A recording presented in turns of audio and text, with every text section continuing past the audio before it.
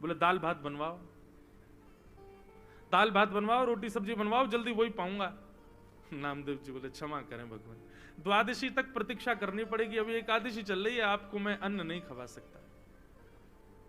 ब्राह्मण बोलने लगा मेरे प्राण निकल जाएंगे, मैं मर जाऊंगा अभी यहीं पर। अरे भैया, और शास्त्र भी आज्ञा करते हैं 90 वर्ष की ऊपर की आयु वाला नहीं भी करे तो चलता है, मेरी 90 के आसपास की उम्र है, अब कोई बात नहीं ना, आप हमको भोजन करा दो।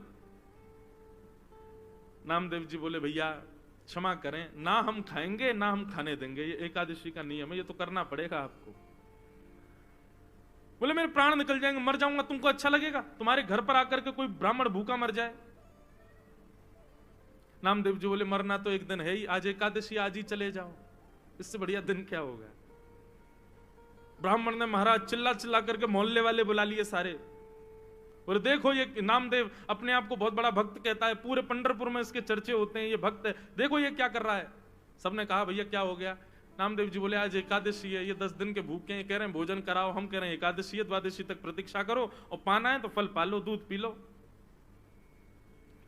पड़ोसियों ने भी कहा नामदेव जी आप करो ना एकादशी, उनको क्यों करवा रहे हो जबरदस्ती, उनको बेचारों को दे दो जो भी है। नामदेव जी बोले क्षमा करो, मैं इनको अन्न नहीं दे सकता। अब तो मोहल्ले के लोग भी बुरा भला कहने लगे, बोले नामदेव ऐसी कौन सी भक्ति होती है कि तुम जबरदस्ती दूसरे के ऊपर थोप रहे हो कि करना ही पड़ेगा। सब लोग गए, महाराज जी आप चलो हमारे घर चलो, हम आपको बना के पवा देंगे। नामदेव जी सामने आ गए, बोले जाने भी नहीं दूंगा, मुझे पता चल जाए कि एकादशी और कोई अन्न खाने बैठ रहा तो मैं थाली उठा के भाग जाऊं, मैं नहीं खाने दूंगा। अब तो महाराज ठाकुर जी नाटक करने में तो ठाकुर जी एक नंबर है, हाथ पांव कांपने लगे ठाकुर जी के, और महाराज गिर पड़े, मुंह से झाग निकलने लगा। बोले नामदेव मेरे प्राण निकल रहे हैं, कुछ तो दे दो। अपने बच्चों को बैठाया, बोले सुनो कीर्तन करो, ठीक है आप प्राण त्यागो, वैकुंठ में जाइए, वहां जाके ठाकुर जी से कहना वो पवाएंगे आपको।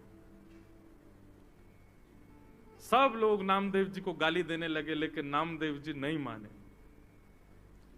और महाराज करते करते करते ठाकुर जी ने ब्राह्मण के भेष में ऐसा प्रतीत कराया कि उनके प्राण निकल गए।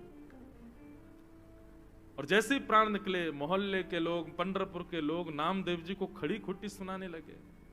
बोले अरे नामदेव ब्रह्म हत्या लग गई तुझे, ऐसी कौन सी एकादशी है, ऐसी कौन सी एकादशी जिस पर तू इतना ज्यादा मचल रहा है, आज तुझे ब्रह्म हत्या लग गई। नामदेव जी के नेत्रों से अश्रु आने लगे।